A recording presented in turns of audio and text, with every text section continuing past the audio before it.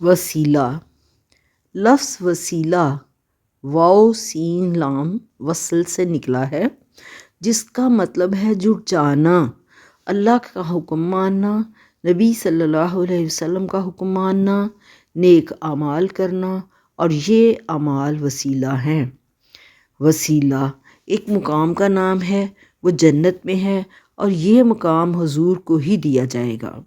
کچھ لوگ وسیلہ سے مراد نیک اور بزرگ ہستیوں کو بھی لیتے ہیں اور سمجھتے ہیں کہ یہ اللہ کے مقرب بندے ہیں، لہٰذا یہ ہمارے لیے اللہ سے سفارش کریں گے اور ہمیں بخشوا دیں گے، جبکہ یہ خیال سراسر غلط ہے۔